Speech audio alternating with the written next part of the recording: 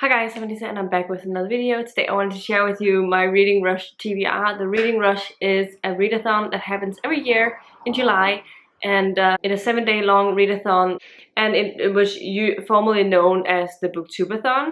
It has changed its name last year to the Reading Rush, and it has 7 challenges.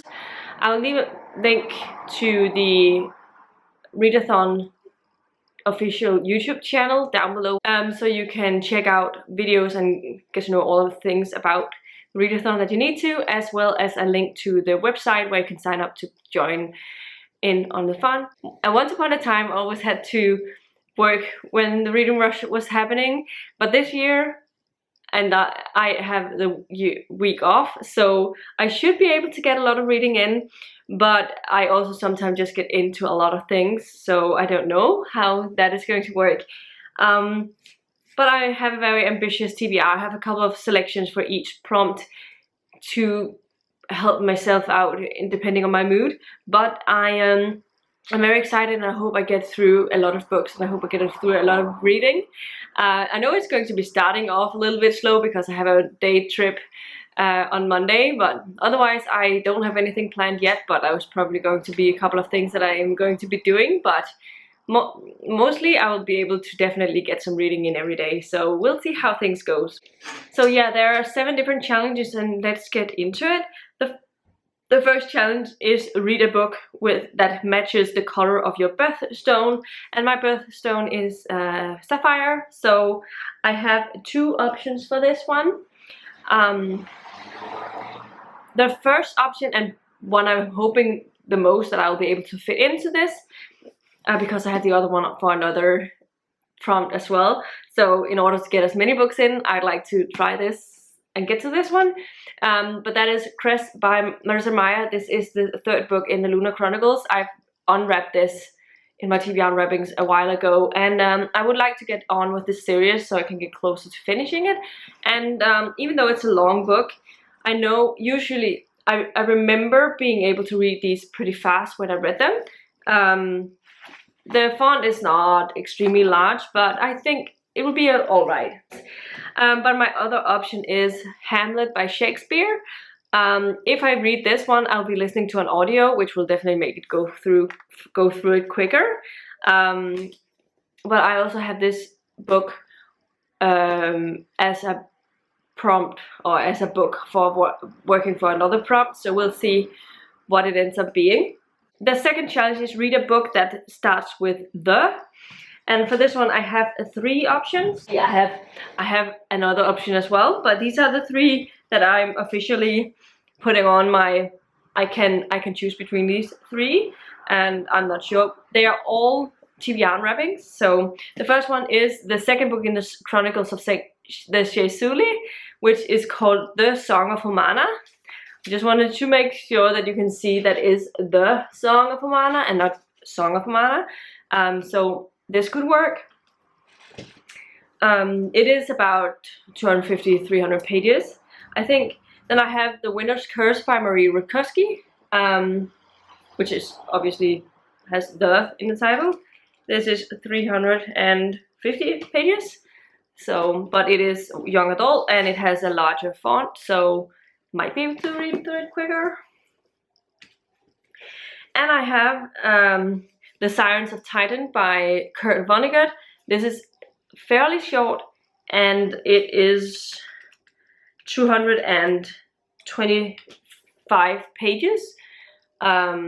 It could be a pretty fast read, but it is older text, so it's a little, there's not a big space between the lines, so we'll see what I end up picking. But those 3 are definitely options for the 2nd prompt.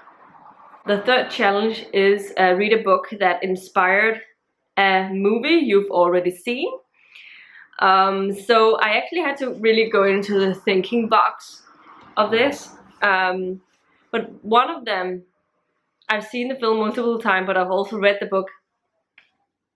So, but I watched the movie way before I read the show. Read the comic book series, and that is Valhalla, the Collected Saga Volume 2, which the reason I could use this is because the Valhalla animated movie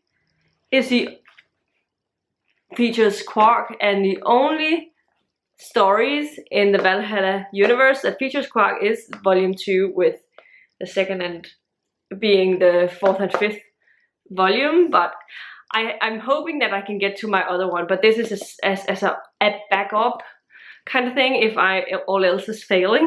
And that was to read, finally read The Lord of the Rings by J.R. Tolkien, because I've definitely watched the Lord of the Rings movies multiple times. So I know the movies very, very well, but I have never read the book. I've read The Hobbit, but I haven't read The Lord of the Rings. I read half, like I think a third of The Lord of the Rings when I was in boarding school back when I was 16, but that's a long time ago. So I just got this in the mail today, so it's very fitting that I could add this to the prompt, because I remembered I bought it, but I was unsure it would get here in time. So for challenge number 4, read the first book you touch. For this, I have found a selection of books that I'm very excited about, but I find it difficult to like shuffle them around because they have a different size. I just showed you the stack of books that I have on my list. The first one is Smoke Bitten by Patricia Briggs. This is one of my favorite, most anticipated new releases. Another new release that I'm excited to read is When We Were Magic by Sarah Gailey. Quite on the shorter side. I could probably do that. I have a Danish book that's on my 5-star predictions TBR, and that is Vedermændenes Nat, or The Men of Arias' Night. I have never found out how to probably translate that, by Tobias Stenbæk Bro. Yeah, and I have an anthology which is called A Phoenix First Must Burn by Patrice Caldwell, another new releases that I'm really excited to get to, but I haven't. Then I have a book by an author who I've really loved whatever I've read from her so far, and it's a shorter book, and I've had it for a while, and I keep looking at it. I want to read it, and that is Shades of Milk and Honey by Mary Robinette Kowal, the first book in, what is it called? I don't remember the title of the series, but it's a Victorian set historical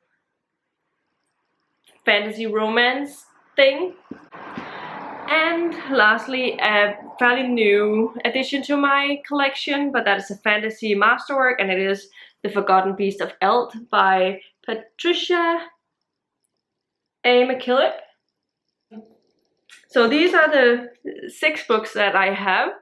Now to find a way to choose them blindly.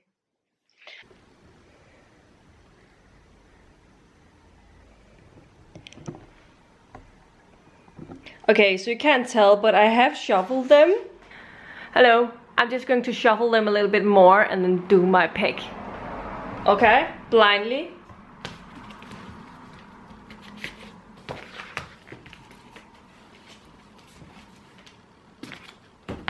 This is difficult. Can I? Alright. Okay, I'm picking. Oh, I touched that one. I should pick this. What is it? Oh, it's upside down. So I am picking this Danish fantasy book. That's kind of exciting. I was kind of hoping to get a newer one, but I did touch, after I said I did touch this one the first, so I guess this is on my TBR now as well. I have to adjust it. This was weird.